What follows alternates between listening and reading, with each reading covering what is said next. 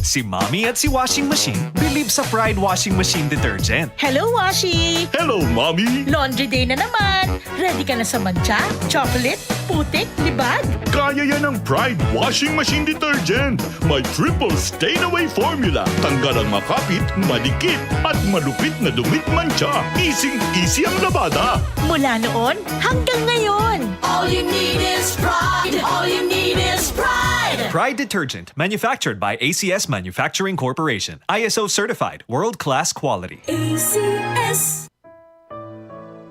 Pagbasa sa Aklat ng Kawikaan, Kabanata 12, talata 1 hanggang 28, ang taong may unawa ay tumatanggap ng payo, ngunit ayaw mapaalalahanan ang matigas ang ulo. Si Yahweh ay nalulugod sa taong matuwid, ngunit sa masasama siya ay nagagalit. Ang makasalanan ay hindi mapapanatag, ngunit ang matuwid ay hindi matitinag. Ang mabuting babae ay karangalan ng asawa, ngunit kanser sa buto ang masamang asawa. Ang taong matuwid ay mabuting makiharap, ngunit ang masama ay bihira lang magtapat. Pumapatay ng lihim ang mga pangungusap ng masama, ngunit ang salita ng matuwid ay nagliligtas sa kapwa. Ang masama ay lubusang mapaparam at di na magbabalik, ngunit ang sambahayan ng matuwid mananatiling nakatindig. Ang taong matalino ay magkakamit ng karangalan, ngunit ang aanihin ng masama ay pagkutsa lang. Ang maralitang nagsisikap ay mabuting di hamak kaysa nagkukunwang mayaman, ngunit sa gutom nakasadlak. Kahit sa kanyang mga hayop ang matuwid ay mabait, ngunit ang masama kahit kanino ay sadyang mabagsik. Ang taong masipag ay sagana sa lahat,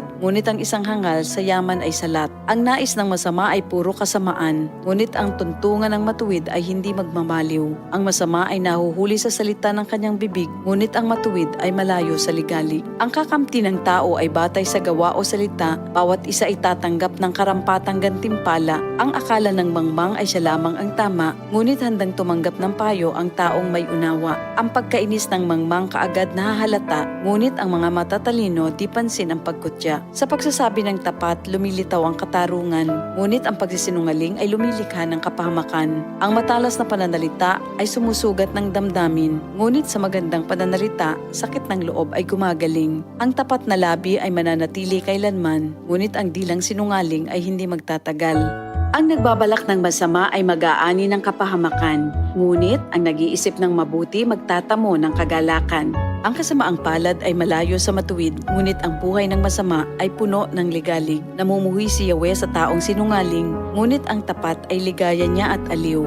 Di agad sinasabi ang alam ng matalino, ngunit kahangalan ay inihahayag ng mangmang na tao. Balang araw, ang masikap, ang mamamahala, ngunit ang tamad ay mananatiling alila. Nagpapahina sa loob ng isang tao ang kabalisahan, ngunit ang magandang balita ay may dulot na kasiglahan. Ang payo ng kaibigang matuwid ay isang gabay, ngunit ang daan ng masama ay tungo sa pagkaligaw. Hindi makakamit ng tamad ang kanyang hinahangad, ngunit ang masikap ay laging may magandang hinaharap. Ang matuwid na landas ay patungo sa buhay, ngunit ang maling daan ay hahantong sa kamatayan. Ito ang salita ng Diyos. DCXL 558